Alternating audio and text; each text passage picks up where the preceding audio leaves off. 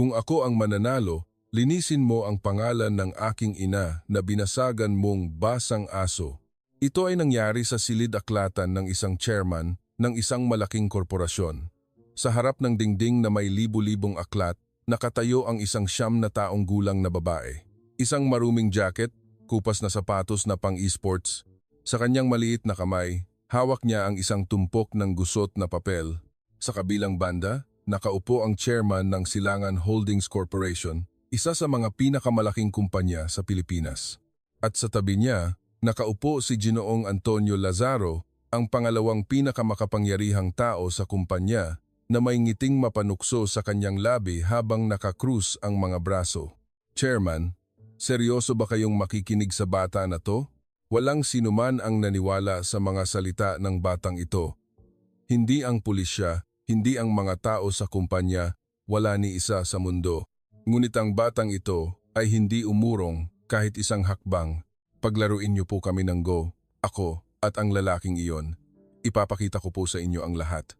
Sa sandaling iyon, nanginig ang mga mata ni Ginoong Lazaro. Sandali lang ito, ngunit hindi ito pinalampas ng bata.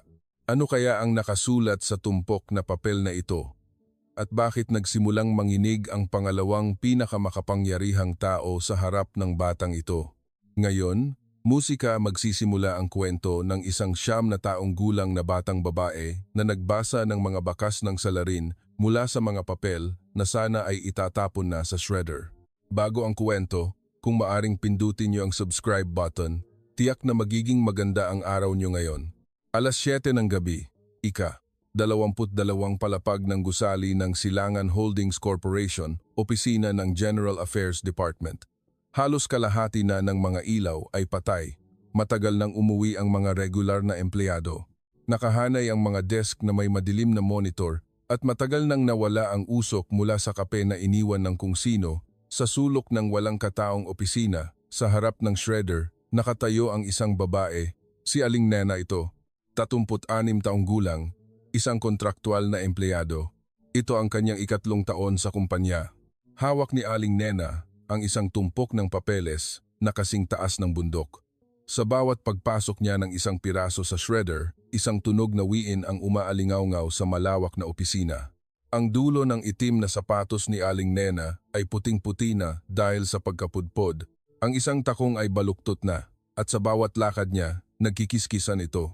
Alam niya na kailangan na niyang bumili ng bagong sapatos, ngunit kung mayroon siyang pera, ipambabayad na lang niya sa pagpapaayos ng bag ng kanyang anak.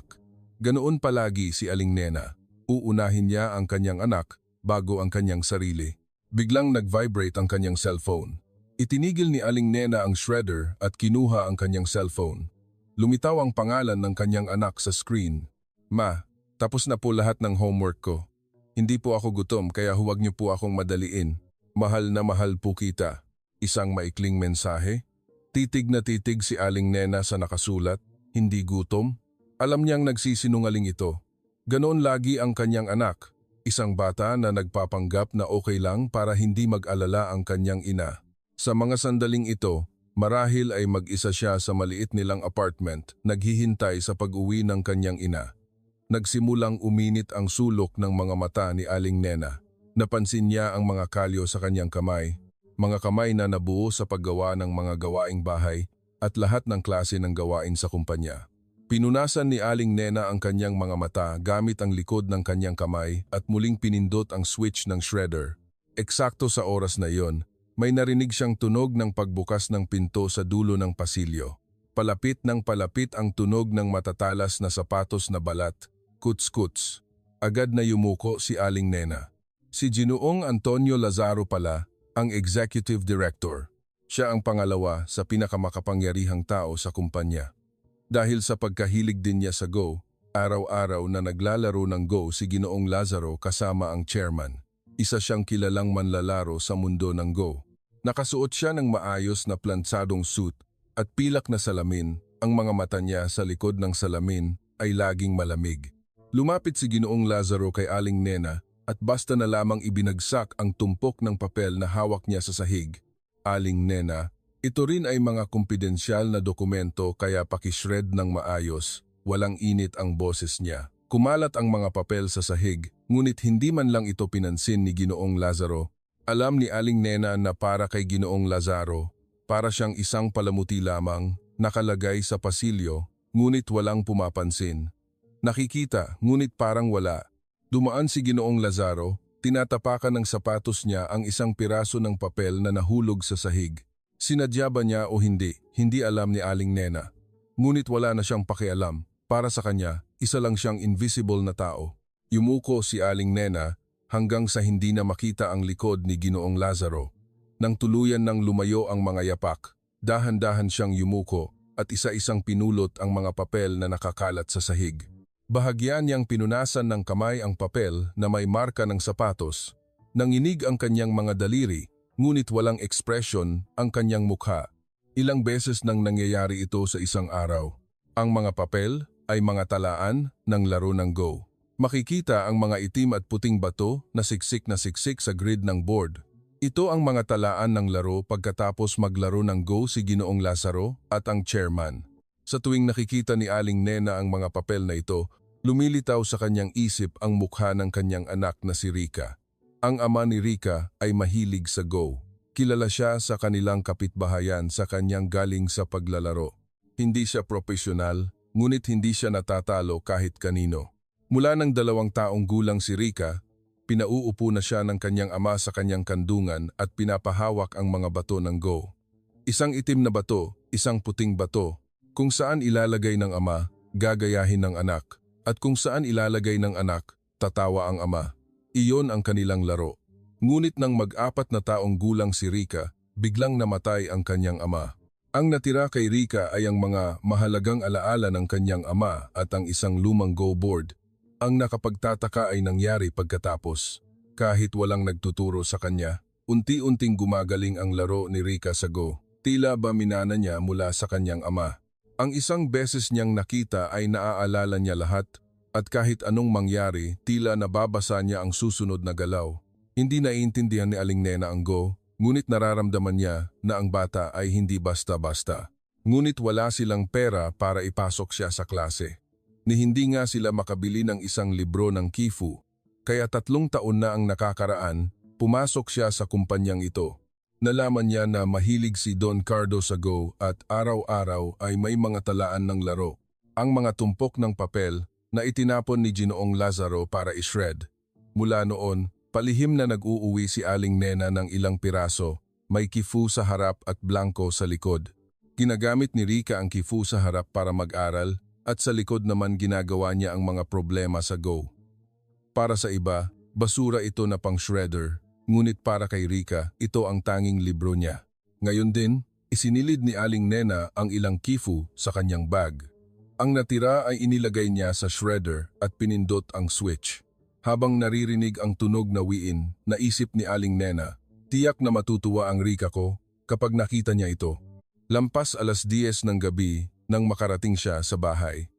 Pagbukas ng pinto ng apartment, nakita niya si Rica na nakaupo sa mesa. Nakalatag ang Kifu na dinala ng kanyang ina noon at may isinusulat siya.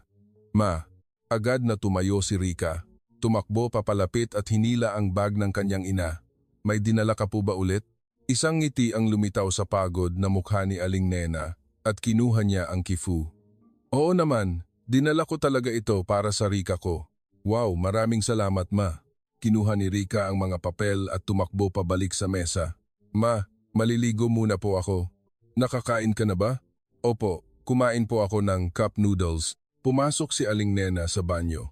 Inilatag ni Rica ang mga Kifu na nakuha niya ngayon sa mesa, ang karaniwan niyang ginagawa. Babasahin niya muna ang Kifu sa harap at pagkatapos ay sasagutan ang mga problema sa likod. Kinuha niya ang unang piraso ng Kifu. Ang mga galaw ng itim at puting bato na halinhinan ay sumalubong sa kanyang mga mata.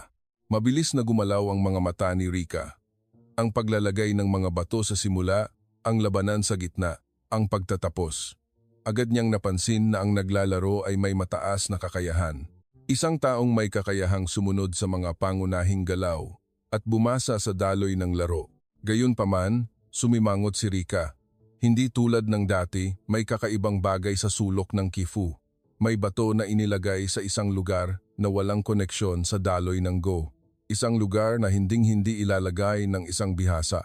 Kahit baguhan ay hindi maglalagay doon. Ano to? Bulong ni Rika. Binuksan niya ang isa pang kifu. Pareho rin. Ang pangatlo at pang-apat ay pareho rin. Inihanay ni Rika ang mga kifu at tinuro ang mga kakaibang punto gamit ang kanyang daliri. Ang lalaking ito talagang kakaiba. Bakit siya naglalagay ng bato sa ganitong lugar? Hindi ito mukhang biro. Seryoso ito. Hindi ito ginawa para maglaro ng Go. May ibang dahilan kung bakit niya nilagyan ng marka doon. Tila may nag-graffiti ng palihim sa board ng Go. Hindi pa naiintindihan ni Rika kung ano ang ibig sabihin nito, ngunit may pakiramdam siyang masama. May pumipigil, may mali. Ilang araw ang lumipas. Isang ordinaryong umaga. Mas maaga ng 30 minuto si Aling Nena sa trabaho. Pinunasan niya ang coffee machine sa pantry, inayos ang mesa sa conference room, at naglagay ng papel sa copier. Araw-araw niya itong ginagawa. Isang trabaho na walang nakakapansin, isang trabaho na walang nagpapasalamat. Ngunit ngayon, kakaiba ang kapaligiran sa kumpanya. Ang mga empleyado na naglalakad sa pasilyo ay nagbubulungan. Ay, siya daw yon. Ha? Hindi yan totoo, di ba? Paanong ang tahimik na tao ay? Lumingon si Aling Nena. At nang magtama ang kanilang mga mata, agad na inalis ng lahat ang kanilang tingin. Nang sandaling iyon, bumukas ng malakas ang pinto ng opisina ng General Affairs Department. 4 na empleyado mula sa audit team ang pumasok ng may malalaking hakbang. Diretso ang kanilang lakad sa upuan ni Aling Nena. Kayo po ba? Si Aling Nena Fujiwara? Opo. Ako nga po. Bakit po? Pwede po ba kayong sumama sa amin? Hindi pa nalalaman kung ano ang nangyari, dinala si Aling Nena sa audit room. Nang pumasok siya sa maliit na conference room, halos tumigil ang puso ni Aling Nena. Nakaupo si Ginoong Lazaro. Nakakrus ang mga braso, nakatingin siya kay Aling Nena nang may malamig na tingin. Sa mesa, may nakalagay na makapal na tumpok ng papeles. Umupo, Aling Nena. Tinuro ni Ginoong Lazaro ang upuan gamit ang kanyang panga. Nanginig ang tuhod ni Aling Nena, ngunit nagawa niyang umupo. Mukhang wala kang ideya kung ano ang nangyayari. Opo, wala po talaga akong ideya. Kinuha ni Ginoong Lazaro ang tumpok ng papeles at ibinagsak sa harap ni Aling Nena. Kahapon ng hapon, 80 milyong piso mula sa black funds ng kumpanya ay inilipat sa isang offshore account ng isang paper company. Nanlaki ang mga mata ni Aling Nena. 800 milyong piso po? Iginulong ni Ginoong Lazaro ang monitor para ipakita. Sa screen, nakasulat ang access log ng sistema. Tila nag-login ka gamit ang iyong ID at inilagay ang numero ng aking security card. Imposible po yan. Kahapon po ng hapon, nasa post office po ako. Pinapunta niyo po ako para magpadala ng registered mail, hindi po ba? Bahagyang ngumiti si Ginoong Lazaro. Hindi ito pinalampas ni Aling Nena. Magpadala ng sulat? Kailan ko sinabi sa iyo na pumunta sa post office? Iyon po ay... Kahapon po ng umaga, naalala ko po na kayo mismo ang nagsabi, wala akong natatandaan. Tumayo si Ginoong Lazaro mula sa upuan, hindi nagsisinungaling ang sistema.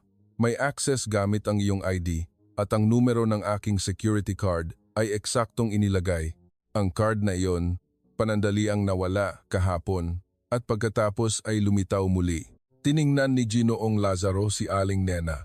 Kinuha mo yan habang naglilinis, di ba? Kinuha mo ang nasa ibabaw ng aking desk. Mabilis na tumayo si Aling Nena. Hindi po. Hinding-hindi ko po ginawa yan. Wala po talaga akong ginawa. Hindi sumagot si Ginoong Lazaro. Kinindatan niya ang mga empleyado ng audit team. Sa ngayon, magsampa ng reklamo sa pulisya.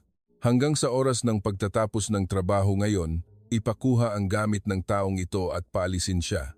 Nang bumukas ang pinto ng audit room at lumabas si Aling Nena, mayroon ng kumpulan ng tao sa pasilyo. Ang mga taong hindi man lang bumabati ay nagtuturo at nagbubulungan. Sa totoo lang, hindi dapat pinagkakatiwalaan ang mga kontraktwal na hindi kilala ang pinanggalingan. Narinig ko na hirap siya sa pagpapalaki ng anak, pero sa huli, gumawa pa rin ng kapalpakan. Sa gitna ng pasilyo, bumagsak si Aling Nena. 800 milyong piso, ang napakalaking numerong iyon ay umiikot sa kanyang isip. Ang record ng sistema, ang kanyang ID, ang security card number ni Ginoong Lazaro. Kumpleto ang lahat ng ebidensya. Sino ang maniniwala na ang isang kontraktwal na tagapangasiwa ng General Affairs ay hindi nagnakaw ng 800 milyong piso? Bumagsak ang luha mula sa mga mata ni Aling Nena. Sa panahong iyon, sa apartment, nanonood ng TV si Rika. Pagkatapos ng klase, umuwi si Rika at nanonood ng anime habang naghihintay sa pag-uwi ng kanyang ina. Biglang nagpalit ang screen. Lumitaw ang text na breaking news. Silangan Holdings Corporation, 800 million pesos embezzlement case. Suspect, contractual employee. Sa susunod na footage, halos huminto ang hininga ni Rika. Isang babae na may nakatagong mukha ang dinala sa istasyon ng pulisya. Isang pamilyar na coat, isang pamilyar na bag at sapatos. Nakamaskara ang mukha, ngunit alam ni Rika. Ang likod na iyon, ang lakad na iyon, ang kanyang ina na umuuwi gabi-gabi. Nahulog ang remote control mula sa kanyang kamay. Lumapit si Rika sa TV. Hindi totoo, hindi yan totoo. Umiling si Rika. Bakit ang nanay ko? Hindi ganyan ang nanay ko. Umupo si Rika sa sahig. Niyakap niya ang kanyang mga tuhod at nagsimulang umiyak. Ang tanging naririnig sa malawak na apartment ay ang iyak ng bata. Pagkatapos umiyak ng ilang sandali, biglang tumingala si Rika. Tinitigan niya ang mesa sa kanyang mga matang puno ng luha. Nakakalat pa rin ang mga kifu na nakita niyang kakaiba ilang araw na ang nakakaraan. Pinunasan ni Rika ang kanyang luha gamit ang likod ng kanyang kamay at dahan-dahan siyang tumayo at naglakad patungo sa mesa. Kinuha niya ang kifu. Hindi pa niya alam kung ano ang ibig sabihin ng mga puntong iyon. Ni hindi rin niya alam kung ano ang nangyari sa kanyang ina. Ngunit may isang bagay siyang sigurado. Hindi ganyan ang nanay ko. Mahigpit na kinagat ni Rika ang kanyang ngipin. 3 araw na ang nakalipas mula nang dalhin ang kanyang ina. Sa paaralan, tinukso siya ng mga kaibigan niya bilang anak ng magnanakaw. Sa gabi, sa bahay, sa walang kataong apartment, sunod-sunod na dumarating ang mga nakakatakot na iniisip. Biglang bumangon si Rika. Hindi ito ang oras para mag-relax. Umupo siya sa harap ng mesa. Binuksan niya ang desk lamp at ang maliit na apartment ay naligo sa dilaw na liwanag. Kinuha niya ang lahat ng kifu na dinala ng kanyang ina. Ang mga nasa loob ng drawer ng mesa, ang mga nakatago sa bag, ang mga nakasuksok sa pagitan ng mga libro, tinipon niya lahat, higit sa 3 taon. Madaling lumampas sa 100 piraso. Tiningnan ni Rika ang mga kifu mula sa pinakaluma hanggang sa pinakabago, sunod-sunod. Mula 3 taon hanggang 1 taon na ang nakakaraan, lahat ay normal. Ang paglalagay ng mga bato sa simula, ang labanan sa gitna, ang pagtatapos, lahat ay ayon sa mga pangunahing galaw. At ayon sa daloy, isang laro na nagpapakita ng kakayahan. Walang kahit isang kakaibang lugar, ngunit ang mga kifu kamakailan ay iba. Mas tumpak na sabihin ang mga mula sa nakaraang ilang araw. Sa sulok ng go board, may mga bato na inilagay na walang koneksyon sa daloy. Sa tuwing sa parehong maliit na lugar lamang, sinasadya niya ito, bulong ni Rika. Naglalaro ng maayos sa loob ng 3 taon, ngunit biglang naging kakaiba at sa nakaraang ilang araw lamang. Hindi ito maaaring magkataon. Kinuha ni Rika ang isang lapis. Inilipat niya sa isang puting papel ang lokasyon lamang ng mga kakaibang bato. Ang mga kakaibang bato ay nakakumpol sa kaliwang ibabang sulok ng go board. 3 row pahalang, 3 row patayo. Eksaktong sa loob ng 9 square na parisukat. Teka lang, itinaas ni Rika ang papel. 9 square, 3 pahalang, 3 patayo. Isang pamilyar na hugis. Keypad ng telepono. Ang mga numero ng telepono mula 1 hanggang 9 na nakahanay sa 3 row pahalang at 3 row patayo. Eksaktong pareho ang hugis na iyon. Kung titingnan ang 9 square na ito, tulad ng keypad ng telepono, ang bawat bato ay magiging isang numero sa pagitan ng 1 at 9. Isa-isa itong kinumpirma ni Rika. Sinubukan niyang i-convert ang lokasyon ng bato sa numero. Ang kabuuang bilang ng mga kakaibang bato ay 8. 8 bato, 8 lokasyon, 8 digit na numero. Inilista ni Rika ang mga numerong iyon sa papel. Hindi niya alam kung ano ito, ngunit may isang bagay siyang sigurado. Ang lalaking ito ay palihim na nagtatala ng isang bagay habang naglalaro ng Go. nagtatala ng mga numero nang hindi napapansin ng sinuman habang naglalaro ng Go sa harap mismo ng chairman. Ano ang sinabi sa balita? Sinabi nila na may access gamit ang ID ng kanyang ina at inilagay ang numero ng security card ni Ginoong Lazaro at nawala ang 800 milyong piso, ang panahon kung kailan nagsimulang maging kakaiba ang Kifu, ang panahon kung kailan ipinagbintangan ang kanyang ina, ang panahon kung kailan nawala ang 800 milyong piso. Lahat ay nangyari sa nakaraang ilang araw. Tiningnan ni Rica ang labas ng bintana. Kailangan niyang malaman kung ano ito. Kailangan niyang ipakita sa isang tao. Ang unang pinuntahan ni Rica ay ang istasyon ng pulisya. Sumakay siya ng bus ng 2 beses at inabot ng mahigit 1 oras. "Oh, bata, anong nangyari? Naliligaw ka ba?" Ang nanay ko po. Dinala po rito kahapon. Si Aling Nena Fujiwara po. Tungkol sa 800 milyong embezzlement case. Pero hindi po ang nanay ko. Hindi po talaga. Inabot ni Rica ang Kifu. Go Game Records po ito. Pero may kakaiba po. Ang sinumang naglalaro ng Go ay hinding-hindi maglalagay ng bato dito. Pero ang lalaking ito ay laging naglalagay ng bato dito. Kinuha ng pulis ang Kifu at sumulyap. Isang papel na puno ng itim at puting tuldok. Para sa kanyang mga mata, siguro ay isa lamang itong hindi maintindihang pattern. Bata, hindi lang ito basta papel ng Go. Paano ito magiging ebidensya? Hindi po, kakaiba po talaga ito. Ngunit umiling ang pulis. Patawad, pero wala akong magagawa rito. Pinilit na palabasin si Rica mula sa istasyon ng pulisya. Ang susunod niyang pinuntahan ay ang kumpanya ng kanyang ina. Ngunit pareho rin ang resulta, tinawag siyang anak ng magnanakaw at kinaladkad palabas ng security guard. Sa harap ng mga hagdan ng gusali, sa harap ng nakaupo na si Rica, huminto ang isang itim na luxury car. Bumukas ang pinto sa likuran. Si Ginoong Antonio Lazaro pala. Bumaling ang tingin ni Ginoong Lazaro sa Kifu na hawak ni Rica.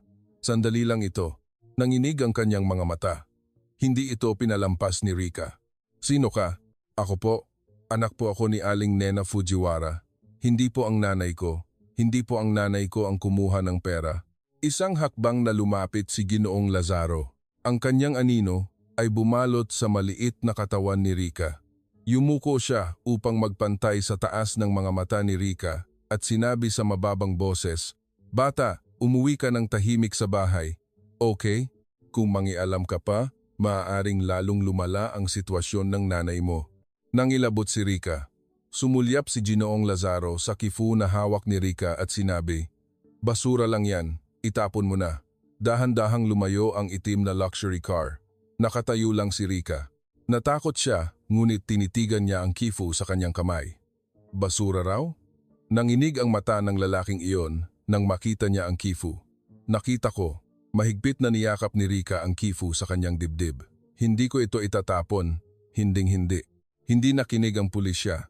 Hindi rin tumingin ang mga tao sa kumpanya. At ang lalaking iyon ay nagbanta pa. Sa sandaling iyon, isang tao ang lumitaw sa isip ni Rica. Ang sinabi ng kanyang ina noon, "Rica, ang chairman natin ay mahilig talaga sa Go at naniniwala siya na hindi nagsisinungaling ang puso ng naglalaro. Si Don Ricardo Montejo, isang taong nakaiintindi ng Go. Hindi kaya mapansin niya na may kakaiba sa Kifu na ito?" Binuksan ni Rica ang lumang notebook ng kanyang ina.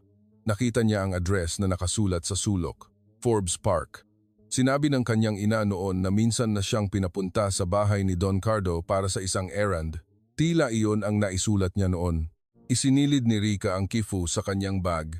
Nilagay din niya ang lapis. Naglakad siya patungo sa pintuan. Isinuot niya ang kanyang sapatos na pang-sports at mahigpit na itali ang sintas. Nanginig ang kanyang mga kamay. Nanginig din ang kanyang mga paa, ngunit hindi nanginig ang kanyang mga mata. "Ma, tutulungan kita. Maghintay ka lang." Binuksan ni Rica ang pinto at lumabas sa madilim na gabi. Sumakay siya ng bus ng 2 beses, umakyat sa matarik na kalsada at sa wakas ay narating ang isang malaking gate na gawa sa bakal. Ang gusaling makikita sa likod ng gate ay parang kastilyo kaysa bahay. Nanginig ang kamay ni Rica at pinindot ang button ng intercom. "Sino po sila?" Gusto ko po sanang makipag-usap sa chairman. Ha, bata? Anong oras na ba sa tingin mo? Alam ko po, pero kailangan ko po talaga. Ang nanay ko po ay ipinagbintangan. Hoy, kung hindi ka aalis, tatawag ako ng pulis. Gatchan, naputol ang intercom. Nakarating siya rito, ngunit itataboy lang siya nang hindi man lang binubuksan ang gate, nangingilid ang luha, ngunit hindi umiyak si Rika. Kung hindi sila magkaintindihan sa salita, kailangan niyang ipahayag ito sa ibang paraan. Dahan-dahang lumingon si Rika. Ang harap ng bakal na gate ay isang malawak na bakanteng lote. May aspaltadong lupa at ang ilaw ng streetlight ay sumisikat dito. Binuksan ni Rika ang kanyang bag. Sa sulok ng kanyang lapis case, may isang maikling chalk. Kinuha ni Rika ang chalk at umupo sa lugar na pinakamaliwanag na nasisinagan ng streetlight, Charik. Sumayad ang chalk sa aspalto. Isang puting linya ang nabuo. Isang pahalang, isa pa. Isang patayo, isa pa. 19 na pahalang, 19 na patayo. Go board. Pagkatapos niyang tapusin ang pagguhit ng go board, nagsimula siyang maglagay ng lokasyon ng mga bato.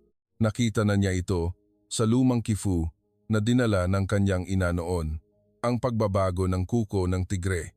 Isang maalamat na mahirap na problema sa Go. Isang problema na walang nakasagot sa loob ng daan-daang taon. Isang problema na pinag-aralan ni Don Cardo sa buong buhay niya. Iginuhit ni Rika ang problemang iyon sa aspalto. Nagulantang ang security room. At mula sa malayo, may nakitang ilaw. 2 headlight ang umaakyat sa burol. Ang kotse ni Don Cardo. Hoy! Paalisin niyo ang batang iyan. Nang aabutin na ng security guard ang braso ni Rika, eksakto sa sandaling iyon, huminto ang itim na luxury car nang biglaan. Bumukas ang pinto sa likuran. Lumabas ang isang matandang lalaki na may puting buhok. Mukha siyang lampas, 70 anyos, ngunit matalas ang kanyang tingin. Si Don Ricardo Montejo, ang chairman. Pagbaba ng chairman sa kotse, agad siyang napatingin sa lupa. Ang puting linya na nasisinagan ng headlight, ang go board na nakaguhit sa aspalto at ang pagkakayari ng mga bato doon. Tumigil ang paa ng chairman. Ito. Nanginig ang kanyang boses. Ang pagbabago ng kuko ng tigre. Mayroong nakakaalam nito. Lumapit si Rika. Ipinagpag niya ang mga kamay na may chalk powder at tumayo sa harap ng chairman. Ang 9 na taong gulang na batang babae ay diretsong tumingin sa 75 taong gulang na maimpluwensyang chairman. Hindi nanginig ang boses ng chairman. Ang sagot sa problemang ito ay ang talikuran ang kasakiman. Nanlaki ang mga mata ng chairman. Ang nanay ko po ay ipinagbintangan. May iba pong tunay na salarin. May gusto po akong ipakita sa inyo. Isang hakbang na lumapit ang chairman. Ano ang pangalan mo? Rika Fujiwara po. Anak po ako ni Aling Nena. Nanginig ang mga mata ng chairman. Pumasok ka. Nagulantang ang mga security guard. Chairman, ang batang ito po ba? Sinasabi ko na isasama ko siya sa loob. Ang boses ng chairman ay may bigat na hindi matatawaran. Malaki ang pagbukas ng bakal na gate. Sumunod si Rika sa chairman at pumasok sa loob. Bumukas ang pinto ng silid-aklatan. Ang mga bookshelf ay sumakop sa isang buong dingding. At sa gitna ng silid ay may malaking desk at go board. Ngunit may tao sa loob ng silid-aklatan. Si Ginoong Lazaro pala. Nang makita niya si Rika, nanlaki ang kanyang mga mata. Ang batang ito? Chairman, bakit nandito ang batang ito? Ikaw muna ang tanungin ko. Kilala mo ba ang batang ito? Siya po ang bata na nagkagulo sa harap ng kumpanya ilang araw na ang nakakaraan. Anak po siya ni Aling Nena Fujiwara. Ang anak ng magnanakaw. Sumigaw si Rika. Kayo po ang naglagay ng bintang sa nanay ko. May isinulat po kayo habang naglalaro ng Go. Mga kakaibang bato na walang kinalaman sa Go. 3 taon ng maayos. Bakit biglang naging kakaiba? Bakit eksaktong nagkataon sa panahon kung kailan nahuli ang nanay ko? Inabot ni Rika ang kifu kay Don Cardo. Chairman, tingnan niyo po ito. Pakiusap po. Kinuha ni Don Cardo ang kifu. Muling isinuot niya ang kanyang salamin at dahan-dahang binasa. Namutla ang mukha ni Ginoong Lazaro. Chairman, ano po ang maiintindihan ng isang bata? Basura lang yan. Ang boses ni Don Cardo ay mababa, ngunit may matinding bigat. Lumapit si Rika. Chairman, Bigyan niyo po ako ng pagkakataon. Paglaruin niyo po kami ng Go, ako at ang lalaking iyon. Ipapakita ko po sa inyo ang lahat. Kung ano ang tunay na galaw na itinago ng lalaking iyon. Humagikik si Ginoong Lazaro. Chairman, seryoso ba kayong makikinig sa bata na to? Umupo ka. Chairman, kung paglalaruin niyo po ako sa batang ito, insulto po ito. Sabi ko, umupo ka. Huwag mo nang ipaulit pa sa akin ang parehong bagay. Umupo si Ginoong Lazaro sa harap ng Go board nang may mukhang walang magawa. Umupo si Rica sa kabilang banda. Kinuha niya ang isang itim na bato. Bahagya niyang ipinikit ang kanyang mga mata. Lumitaw ang mukha ng kanyang ama. Ang ama na mula ng 2 taong gulang siya ay pinauupo siya sa kandungan at pinapahawak ng mga bato. Binuksan ni Rica ang kanyang mga mata. Patching. Inilagay niya ang unang galaw. Nanlaki ang kilay ni Ginoong Lazaro. Hindi ito ang karaniwang lugar para sa unang galaw. Ginoo, mahinahon ang boses ni Rica. Peke ang laro niyo. Sinadya niyo pong matalo sa chairman. Hindi po ba? Kaya niyo po sanang manalo, ngunit sinadya niyo pong hindi manalo para mapanatili ang kanyang loob, hindi po ba? Nanigas ang mukha ni Ginoong Lazaro. Ngunit, Ginoo, sa mga kifu na itinapon niyo at ipinashred, doon lumabas ang tunay ninyong kakayahan. Maraming nakakatakot na galaw.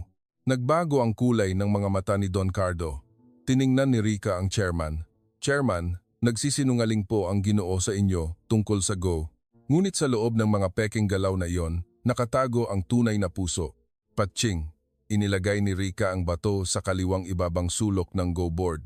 Eksakto sa coordinate na paulit-ulit na inilalagay ni Ginoong Lazaro ang bato sa kifu.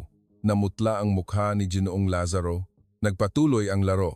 Sa bawat paglalagay ni Rica ng bato, lalong humihirap ang hininga ni Ginoong Lazaro. Lumilitaw ang pawis sa kanyang noo. Ang ngiting mapanukso niya sa simula ay wala na. Nakangiti po kayo sa loob habang naglalagay ng mga batong ito, hindi po ba, Ginoo? Itinaas ni Ginoong Lazaro ang kanyang mukha. Akala niyo po hindi niyo mapapansin kahit gawin niyo ito sa harap ng chairman, hindi po ba? Dahil mahal ng chairman ang Go, ginamit niyo po ang damdaming iyon, hindi po ba? Para sa inyo, ang Go ay isang kasangkapan para dayain ang chairman. Tumahimik ka! Sumigaw si Ginoong Lazaro at inabot ang board. Kumalat ang mga bato. Naging tahimik ang silid-aklatan. Ang tanging naririnig ay ang mabilis na paghinga ni Ginoong Lazaro sa gitna ng mga nakakalat na bato. Dahan-dahang tumayo si Don Cardo. Pinulot niya ang isang piraso ng kifu na nahulog sa sahig. 60 taon na. Mahigit 60 taon na akong naglalaro. Tiningnan ni Don Cardo si Ginoong Lazaro. Sa tuwing inilalagay mo ang bato dito, kakaiba na ang pakiramdam ko, ngunit nanginig ang boses ng chairman. Nilinlang mo ako sa harap ko, habang dinudungisan mo ang Go sa harap ko. Bumalik si Don Cardo sa desk. Kinuha niya ang telepono. Team leader ng audit, pumunta ka sa aking silid-aklatan ngayon din. Sunod-sunod na pumasok ang mga empleyado ng audit team. Binuksan ang mga laptop at kumonekta sa internal network ng kumpanya. Ang silid-aklatan na tahimik kanina ay agad na naging isang tense na command center. Dahan-dahang lumapit si Rica. Ipaliwanag ko po, tinuro ng daliri ni Rica ang kaliwang ibabang sulok ng kifu, isang maliit na lugar kung saan nagkukumpulan ang 9 na tuldok na binubuo ng 3 pahalang at 3 patayong square. Ang Go board po ay may 19 na pahalang at 19 na patayong linya. Mayroong 361 puntos. Napakalaki po. Ngunit ang Ginoo po ay dito lang naglagay ng bato. Sa 9 na square na ito, nanlaki ang kilay ng team leader ng audit. Ang 9 na square na ito ay eksaktong katulad ng keypad ng telepono. Ipinakita ng isang empleyado ang keypad sa screen ng laptop. Ito ay isang layout kung saan ang 1, 2, 3 ay nasa pinakataas, 4, 5, 6 ay nasa gitna, at 7, 8, 9 ay nasa pinakababa. Inihanay ni Rica ang 8 piraso ng kifu sa isang pahalang na linya sa mesa. Kung titingnan ng mabuti, mayroon itong pagkakasunod-sunod. Tinuro niya ang unang piraso ng kifu. Ito ay 8. Ang pangalawa ay 2. Ang pangatlo ay 1. Ang pang-apat ay 9. Sa bawat paggalaw ng daliri ni Rica, lumalabas ang isang numero. Nagsimulang magsulat ang isang empleyado ng audit team sa whiteboard gamit ang marker. Naghanay ang wato numero sa whiteboard. Nanlamig ang hangin sa silid-aklatan. Namutla ang mukha ng team leader ng audit. Ilang digit ang secondary password ng offshore remittance account? Kahadeksan digits po. Nagkaroon ng katahimikan. Kinuha ni Rika ang isa pang kifu. Sa sulok ng papel, mayroong maliit na nakasulat na petsa gamit ang lapis. Eksakto sa araw na nawala ang 8 milyong piso. Sinabi niyo po na nawala ang 800 milyong piso ng 2:00 ng hapon ng araw na ito, hindi po ba? Sa tingin niyo po, ano ang ginagawa ng Ginoo sa oras na iyon? Nanginig ang mga mata ni Don Cardo. Naglalaro po siya ng Go kasama ang chairman. Nagpatuloy si Rika. Nag-schedule po ang Ginoo ng remittance sa computer ng Executive Director's Office noon pa at sa oras na iyon, naglalaro po siya ng Go kasama ang chairman. Sa ganoong paraan, masasabi niya na hindi siya ang gumawa. Gumawa po siya ng alibi. Lumapit ang team leader ng audit sa laptop. Nagsimula siyang mag-type sa keyboard. Ang mga numero ay inilagay sa screen. Lahat ay hindi humihinga habang nakatingin sa screen. Nagpalit ang screen. Huminto ang kamay ng team leader ng audit. Team leader, tumugma ang numerong ito. May record ng pag-access sa offshore remittance account noong 2:03 ng hapon kahapon. Ang secondary password na ginamit noon ay eksaktong tumugma sa mga numerong iyon. Pagkatapos ng ilang sandali, lalo siyang namutla. Ang access ay mula sa internal network ng Executive Director's Office. Lahat ng tingin ay bumaling kay Ginoong Lazaro na nakaupo sa sahig. Biglang tumingala si Ginoong Lazaro. Kasunduan yan. Gawa-gawa lang ng bata yan. Isang kathang isip. Tumayo si Ginoong Lazaro at sinubukan tumalon patungo sa desk. Ngunit mabilis na gumalaw ang dalawang security personnel at hinawakan ang kanyang mga braso, pinihit pabalik. Chairman, maniwala po kayo sa akin. 20 taon na po. 20 taon na po tayong magkasama, hindi po ba? Ngunit hindi sumagot si Don Cardo. Ni hindi man lang siya tumingin kay Ginoong Lazaro. Sa halip, dahan-dahan siyang yumuko at pinulot ang isang piraso ng kifu na nahulog sa sahig. Isang gusot at lumang papel na may mga marka ng dumi ang itinapon ni Ginoong Lazaro sa sahig para i-shred. Ang palihim na pinulot ni Aling Nena at isinilid sa kanyang bag ang gabi-gabi na tinititigan ni Rika habang nag-aaral. Ang papel na akala niya ay basura ay naging tanging libro ng isang tao at kalaunan ay bumalik bilang ebidensya na nagbunyag sa salarin. Bumuntong hininga ng malalim si Don Cardo. Dalhin niyo na siya. Pinatayo ng security personnel si Ginoong Lazaro. Habang kinaladkad, matalim ang tingin ni Ginoong Lazaro kay Rika. Tandaan mo ito, bata. Hindi lumayo ang tingin ni Rika. Diretsahan niya itong tiningnan. Nagsara ang pinto. Unti-unting lumayo ang sumisigaw na boses sa pasilyo. Tumawag si Don Cardo sa team leader ng audit, si Aling Nena Fujiwara, inosente. Agad na asikasuhin ang pagpapalaya niya. Ibinalik ng chairman ang telepono at tiningnan si Rika. Maghintay ka sa may pintuan. Malapit nang dumating ang nanay mo. Nakatayo si Rika sa harap ng pintuan. Dahan-dahang lumipas ang oras. Nang sandaling iyon, may nakitang headlight sa malayo. Isang itim na sedan ang umaakyat sa burol. Huminto ang kotse sa harap ng pintuan. Bumukas ang pinto sa likuran. Kupas na jacket, gusot na buhok, namamaga ang mata. Ang kanyang ina, nakita ni Aling Nena si Rika na nakatayo sa harap ng pintuan. Rika! Hindi makasagot si Rika. Tumakbo lang siya. Bumaba siya sa mga hagdan ng pintuan at niyakap ang kanyang ina. Ma, natakot po ako. Umaagos ang luha mula sa mga mata ni Aling Nena. Patawad, patawad Rika. Ang takot at kalungkutan na matagal niyang kinimkim ay sabay-sabay na lumabas. Ang mga papel po na dinala niyo, nandoon po lahat. Tinitigan ni Aling Nena ang kifu. Ang mga palihim niyang kinuha mula sa shredder sa loob ng 3 taon. Iyon ang nagligtas sa kanyang anak at nagligtas sa kanya. Mula sa itaas ng pintuan, nakatingin si Don Cardo. Hawak ang tungkod, nakatayo siya at tinitingnan ang mag-ina. Umakyat kayo, may pag-uusapan tayo. Sa silid-aklatan, nagsimulang magsalita si Don Cardo. Aling Nena, pinahirapan kita. Ang tauhan ko ang naglagay ng kasalanan sa iyo. Hindi ko ito napansin. Umiling si Aling Nena. Hindi po, Chairman. Hindi, kasalanan ko ito. 20 taon na siyang nasa tabi ko, ngunit hindi ko napansin ang tunay niyang ugali. Dahan-dahang tumayo si Don Cardo at yumuko kay Aling Nena. Patawad. Kontraktual ka, hindi ba? Opo. Gagawa kitang regular na empleyado. Babayaran din kita para sa lahat ng hirap mo. Walang masabi si Aling Nena. Ang luha lamang ang bumaba. Mumaling si Don Cardo kay Rica. Rica, may gusto rin akong sabihin sa iyo. Opo. Hindi ka naman natuto sa Go, ngunit ganito na ang galing mo. Ang iyong ama ay isang mahusay na tao. Namula ang gilid ng mga mata ni Rica. Sabi po ng tatay ko, hindi raw nagsisinungaling ang Go. Nakikita raw po lahat sa board, kung ano raw po ang nararamdaman ng naglalaro, kung ano raw po ang tinatago niya, lahat daw po ay nakikita. Pumikit ng sandali si Don Cardo. Tama ang ama mo. 60 taon na akong naglalaro ng Go, ngunit hindi ko ito naintindihan. Muling binuksan ng chairman ang kanyang mga mata. Sayang kung hayaan lang na mawala ang iyong talento. Maglalagay ako ng mentor para sa iyo. Ang pinakamahusay sa Pilipinas. Nanlaki ang mga mata ni Rica. Totoo po, ipinapangako ko. Mayroon ka lang isang dapat gawin. Maglaro ng Go, ng tapat, tulad ng itinuro ng ama mo. Opo, ipinapangako ko po. 8 taon ang lumipas. Sa harap ng isang malaking venue sa gitna ng Maynila, mayroong kumpulan ng tao. Ito ang araw ng finals ng World Go Championship. Lumitaw ang makakapal na letra sa electronic billboard. Finals, Rica Fujiwara versus Chen Meijiang. Isang 77 taong gulang na Pilipina laban sa 28 taong gulang na Tsina, ang World Rank 1.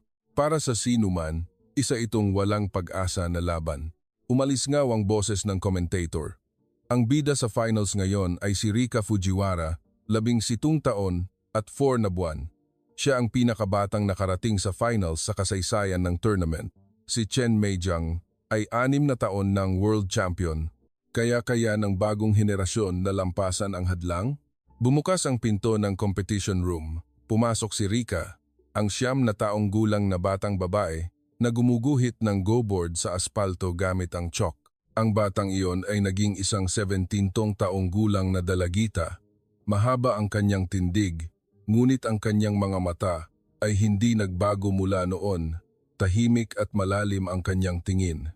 Sa kabilang banda, nakaupo si Chen Meijiang, ang pinakamalakas na Go player sa mundo. Nakatingin siya kay Rica ng matalas. Hindi siya nanginig, patching. Inilagay niya ang unang bato. Nagsimula ang laro. Ni ang hininga ng mga manonood ay hindi naririnig. Tumataas ang boses ng commentator. Ito ay kamangha-mangha. Ganap na pinaghihiwalay ni Rica Fujiwara ang malaking bato ni Chen Meijiang. Hindi ka panipaniwala. Hinahabol ng 17 taong gulang na dalagita ang world champion. Namutla ang mukha ni Chen Meijiang. Lumipas ang oras, ngunit hindi siya makapaglagay ng bato. Naghintay si Rica, hindi siya nagmamadali. Isang kilos na may paggalang sa kalaban. Inilagay ni Rica ang huling bato. Patching. Matamang tinitigan ni Chen Meijiang ang go board. At dahan-dahan siyang yumuko. Talo ako. Nabasag ang venue sa malakas na palakpakan. Si Rica Fujiwara ang naging kampeon. 17 taon at 4 na buwan, ang pinakabatang world champion sa kasaysayan. Sa pinakaharap na row ng audience, nandoon si Aling Nena, ang kontraktual na empleyado na yumuko sa harap ng shredder 8 taon na ang nakakaraan at pinupulot ang mga papel. Ngayon, nakasuot siya ng maayos na suit. Nandoon din si Don Ricardo Montejo, ang chairman. Mas malalim na ang kanyang mga kulubot, ngunit matalas pa rin ang kanyang mga mata. Hindi ako nagkamali sa pagtingin ko kay Aling Nena.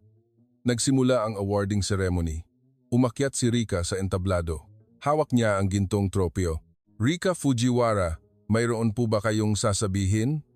Nanginig ng bahagya ang boses ni Rica, ngunit malinaw niyang sinabi, hindi po ako natutong maglaro ng Go.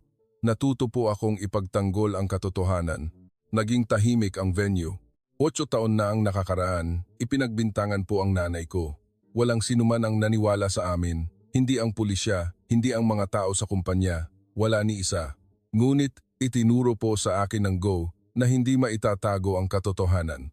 Lahat po ay lumalabas sa board. Tiningnan niya ang audience. Nagtagpo ang tingin nila ng kanyang ina. Iyan po ang itinuro sa akin ng tatay ko. Hindi raw po nagsisinungaling ang Go. Ang galaw raw po na ginawa para dayain ang iba ay hinding-hindi magdadala ng tagumpay. Tinaas ni Rika ang tropeo. Magpapatuloy po akong maglaro ng Go ng tapat, tulad ng itinuro ng tatay ko. Nagkaroon ng standing ovation sa venue.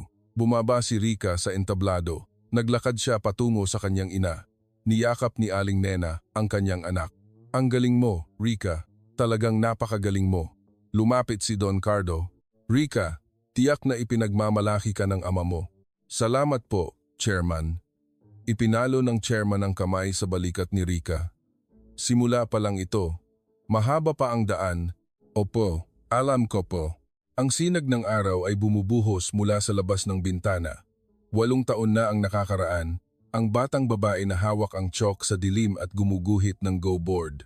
Ang batang iyon ay nakatayo na ngayon sa tuktok ng mundo. Ngunit alam ni Rika na hindi ito ang katapusan, kundi ang simula. Patuloy siyang uupo sa harap ng Go board. Patuloy siyang maglalagay ng mga bato ng tapat, tulad ng itinuro ng kanyang ama. Dahil hindi nagsisinungaling ang Go. Dahil lahat ay nakikita sa board, ang kanyang ina ay nasa tabi niya. Si Don Cardo ay nasa likod niya at sa kanyang puso, nandoon ang kanyang ama. Hindi siya nag-iisa mula sa simula. Ngayon, magsisimula na ang tunay na kwento ni Rika. Kumusta ang kwento ngayon? Ginamit ni Ginoong Lazaro ang Go para dayain ang mga tao. Ginamit niya ang tiwala ng chairman na kasama niya sa loob ng 20 taon at ipinagbintangan ang pinakamahinang tao. Ngunit, ginamit ni Aling Nena ang Go para palakihin ang kanyang anak. Pareho silang papel, parehong mga bato sa parehong Go board. Ginagamit ng isang tao para magnakaw ng 800 milyong piso, ginagamit naman ng isang tao para buuin ang kinabukasan ng kanyang anak. At sa huli, ang papel na iyon ang naghiwalay sa kanilang kapalaran. Ang galaw na ginawa para dayain ay bumalik bilang ebidensya at ang papel na ipinasa ng buong puso ay naging susi upang ipaliwanag ang katotohanan. Naalala ko ang mga salita na iniwan ng ama ni Rika. Hindi nagsisinungaling ang Go. Nakikita ang lahat sa board. Marahil, hindi lang ito tungkol sa Go board, hindi ba't pareho din sa ating pang-araw-araw na buhay? Ang pusong nandaraya at ang pusong nagmamalasakit sa iba. Sa huli, lahat ay makikita. Kung mayroon kayong nakinig hanggang sa huli, sana po ay pindutin niyo ang subscribe button at mag-iwan ng isang komento na, "Magaling, masisiyahan po ako." Maraming salamat.